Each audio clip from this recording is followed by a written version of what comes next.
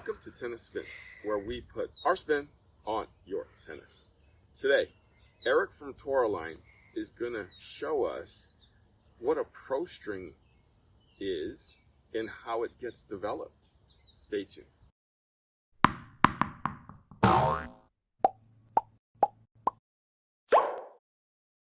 All right, Eric's with me today from Toroline, and since he has experience developing professional grade poly co-polys, I wanted to pick his brain about how a string gets developed for, let's say, a professional player.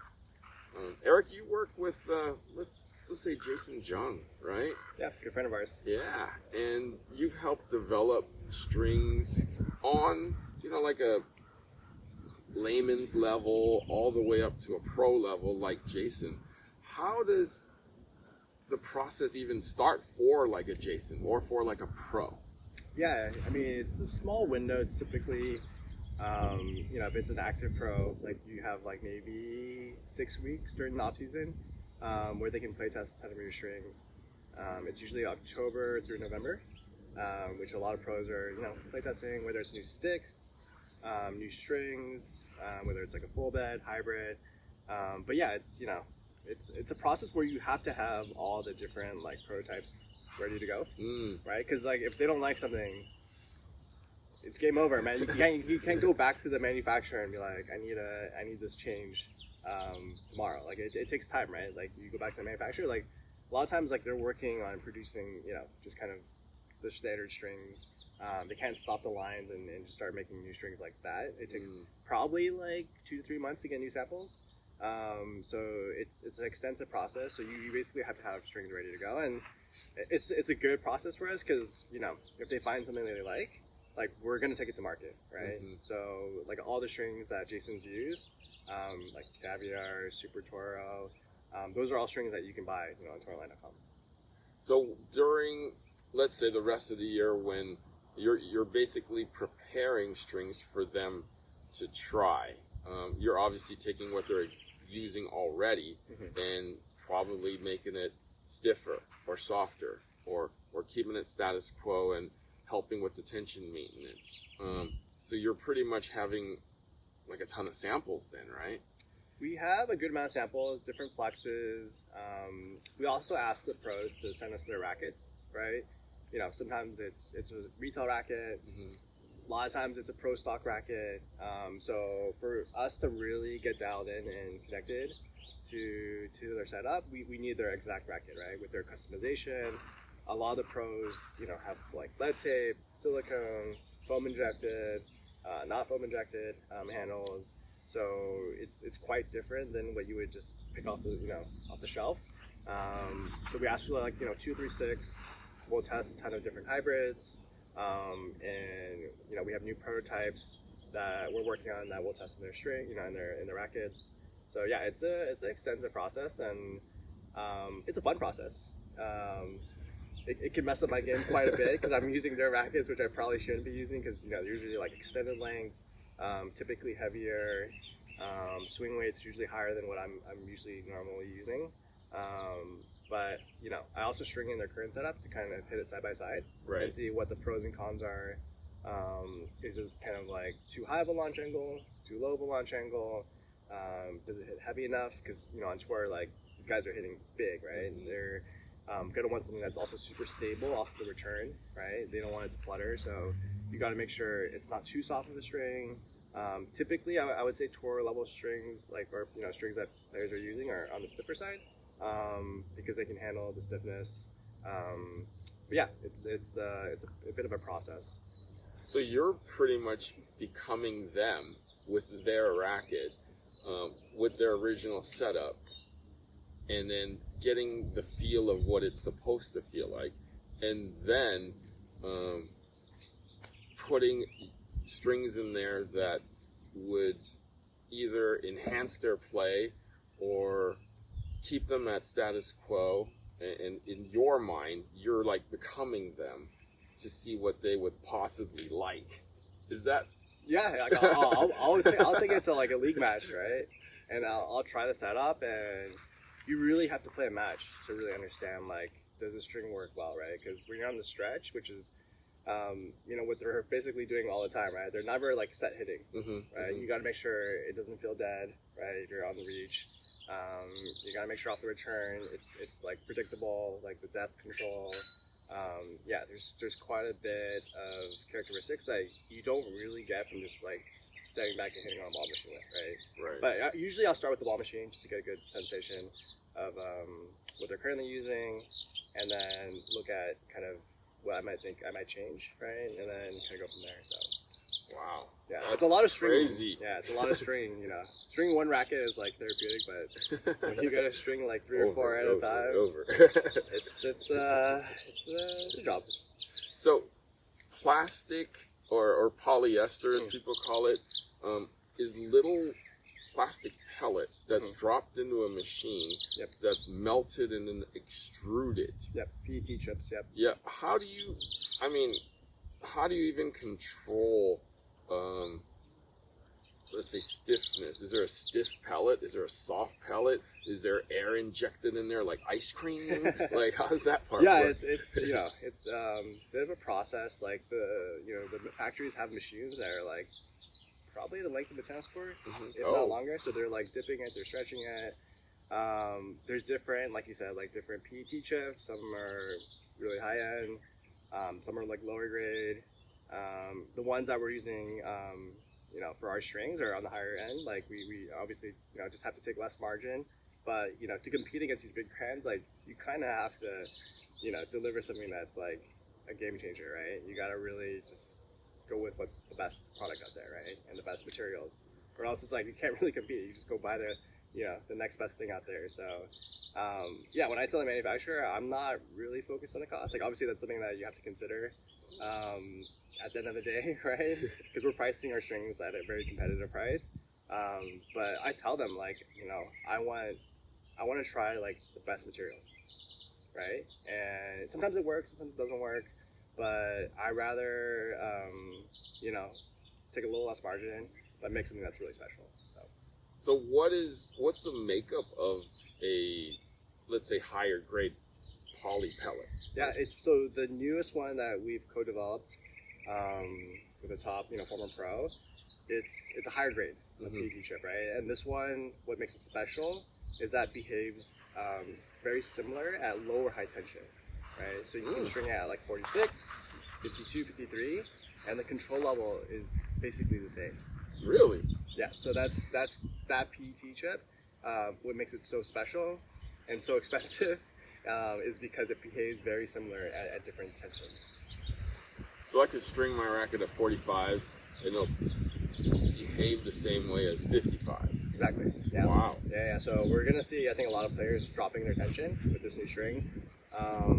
So yeah, I mean, it's a really fun string. It tested extremely high for spin, and the most important, you know, I think measure is that it's also still a soft string, right? So this is the latest and greatest. Latest and greatest. You just developed this. Just developed. Pro level string.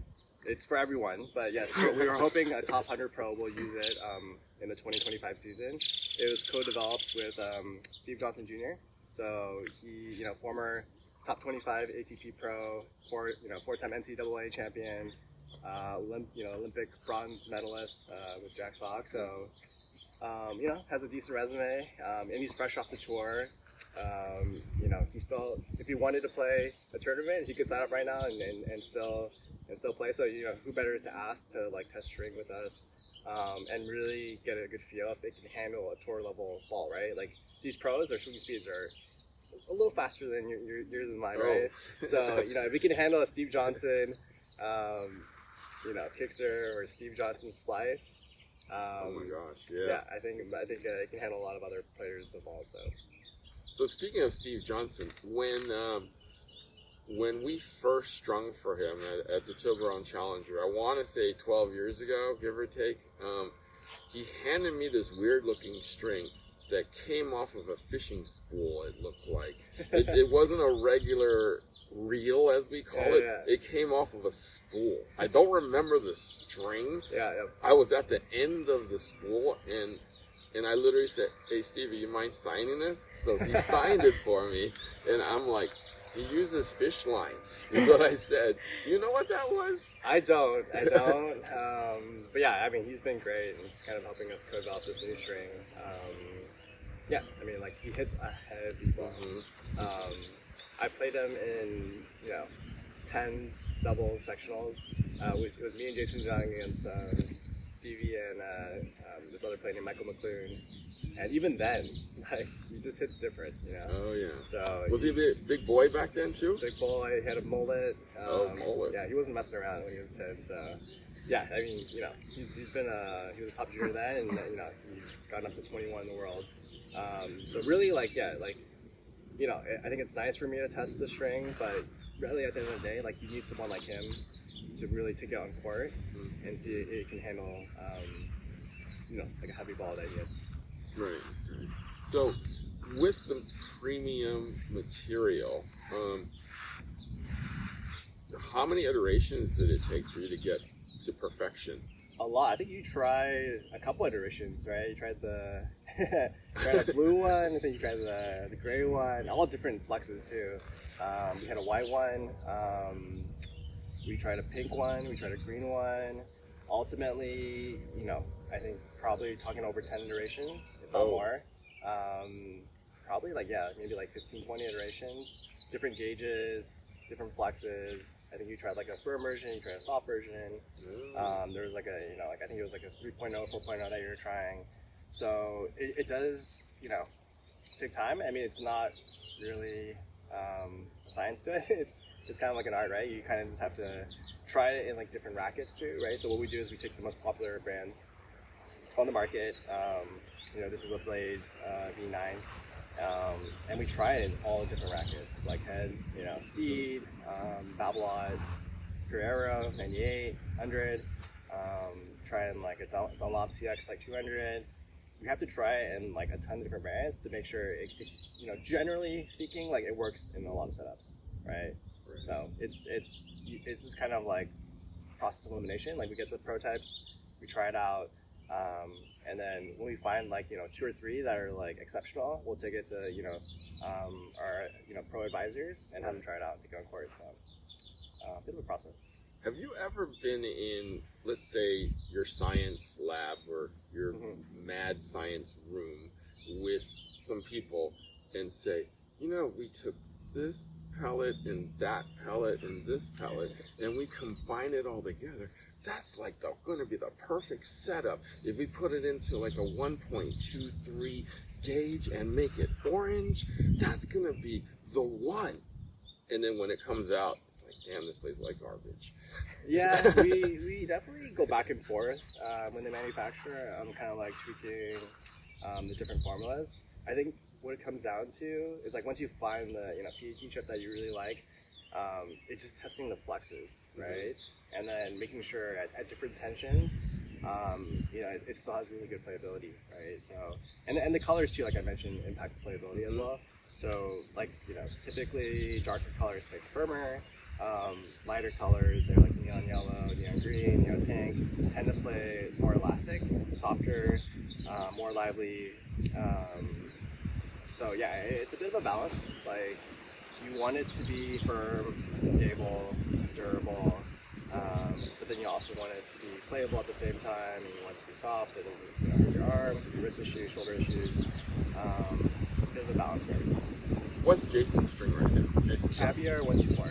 Straight up. Straight up, yeah. What color? I've been, we just have it one color, neon yellow. I've been trying to get him to try some of our new strings, but it's mid-season, so it's just like it's not realistic for someone to switch middle of the year. So I think November he might switch. We'll see. Okay. Yeah. And then since Stevie's retired now, he's a free agent. Is that his string? This is his string. Yes, this is the Stevie string that we co-developed with them. Yeah, I mean, this is honestly, one of our best SKUs. Hasn't, officially launched yet. We'll be ready in a couple weeks, but yeah, I'm super excited about it. Like I said, we lab tested it against other top strings on the market, tested higher in spin, and most importantly, more comfortable. So that's a tough balance to achieve because there are a lot of strings on the market that are spin friendly, but are very stiff. and then it's not something that you can use long term because you end up getting wrist issues, shoulder issues from all the vibrations that are coming down into the handle, into your arm. So this PT chip that we use in this one, like I said, it's soft, but it's also stable, and it also is very, very spin friendly. So you're saying all around string then? Yeah, this is, I would say, yeah, it's gonna mean, it's someone that you could, stand back, rip. Also has really good touch at the net. So, and I think too, what's really important, it has really good speed. Speed being court penetration. You can put it on a dime, hit through the court. Because a lot of the spin friendly strings, the ball kind of sits up. It kind of gets like a little sticky off the string bed, and you can't really hit through the court. You can get the high launch, which is fun, right? But if you're playing a match, especially kind of trying to play doubles and you're trying to like just slap a shot down the line, it doesn't come off the string bed that maybe like a round string would come off. Right. So, speed was a really, I think, key attribute that we were assessing when we were testing the different flexes. Because there was actually a flex that like maybe even had a little bit more spin, right? But like shooting off the strings, like it was just kind of got like stuck a little bit, right? So maybe too much RPMs. Do people or do pros say I want higher launch angle, and what gives it a higher launch angle? Not necessarily we don't try to change the launch angle, and I don't know if you ever saw like courtside, like their launch angles are pretty low. Like the ball is barely, like if you sit like north side, south side of the court, and you can sit behind the player, that ball is not sitting that high up. Like they're trying to hit through the court. So we try to keep, the shape pretty similar to what they're using, right? Which would create like a similar launch angle. But we're just trying to enhance, court penetration, how heavy the ball is coming off the court. So it's hurting your opponent. But yeah, I don't adjust the launch angle too much because their playing style is their playing style, right? We're not trying to, adjust any of that. We're trying to adjust kind of, fine tweaks here and there. So what is the number one request from a pro after, let's say, testing, like the test before this, the final product? Check size. No, I'm just kidding. No, it's like when you have the prototype, it's either they like it or they don't, right? It's as simple as that. Because I mean, they're making hundreds of thousands of dollars of prize money. What you're cutting them to endorse the string it's not worth the drop off in prize money, right? So they'll tell. They can tell within like 15-30 minutes if it's for them or not.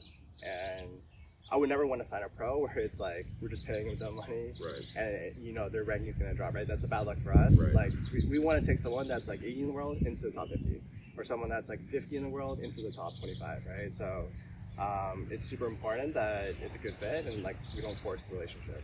So let's say, like it doesn't. Like, you've gone through 10 iterations. Like, what's been the request of during those 10 iterations? Is it like I need a little stiffer or I need a little softer? What has been the request? I think, the softer flexes I think are important just because like these pros are putting a lot of time on court, right? So you got to be very mindful that it's not injecting too many vibrations into the arm when they're playing 3-4 hours a day and they're playing on different surfaces, using different balls. Like it's got to be pretty forgiving, right? Just because they're putting a lot of time on court, playing 3 out of 5 matches, right? I would say like we definitely optimize for playability over durability, right? I would say there's a certain threshold that you need for durability, but if I had to pick, like, because you can't have best of both worlds, it's tough to achieve both. And like, look, if you want a super durable string on the market that does not break, holds tension really well, like there's some out there that maybe have better durability, right? But for me personally, I focus on playability, right? And to be honest, like a lot of these pros, like top 100 pros, they're switching every 7 games, right? So we don't need it to be like super boardy and hold tension really well. We just need it to have maximum playability. It's that simple. So tell me shape, gauge, and color on this one. Yeah, so the Stevie string O Toro is a 1-2-3 hexagonal shaped string. I string it in my blade at 51 mains, 49 cross. I think just going 2 pounds lower on the cross lets the mains move a little more, gives me a little more depth, slightly higher launch angle. I'm starting to actually lower the tension even a little more. Like I might try like 50-48. But I've been, previously using like 53, 51 with like Toro. So I've been slowly dropping the attention, and I'm super connected with the ball right now. So yeah, I'm gonna keep going lower and see how it goes. I'm at 55. Should I keep 55? You could try it first out the gate at 55, but then I would say maybe try it like 53. Okay. I think you'll find it has still really good control at a lower tension, and I think it has that crispiness that you like. And yeah, it's just a really fun string to like stand back and rip. So I think I like it. When is this available? July. Yeah, so it should be back half of July. We've already finished production. Have some play testers. Maybe beginning of July, maybe we can do a giveaway. Yeah, and we'll have some samples ready. But yeah, we're super excited, like back half of July. Got it. And Stevie's on board with this. He is now an advisor for you? Advisor, yeah. He will be helping us test new blends with the string. Eventually, maybe have new releases down the road. Definitely we'll drop new colors for the string. So it'll start with the neon green, but I think our signature neon pink will drop maybe later in the year, maybe early next year. But yeah, comment which colors you like to see. We're all about the colors, so you want to see a purple, you want to see a white, you want to see an orange. Orange! Yeah, we'll make it happen. But definitely it's not going to be just this one color. But this is the one that, tested really well for us. So we'll start with this, and then we'll wrap up the colors for sure. You said green played the best. How much better did green play versus the other colors? Close. I think the average player won't be able to tell a significant difference, if any difference at all. But I think it played probably, maybe like 5-7% better. Very close.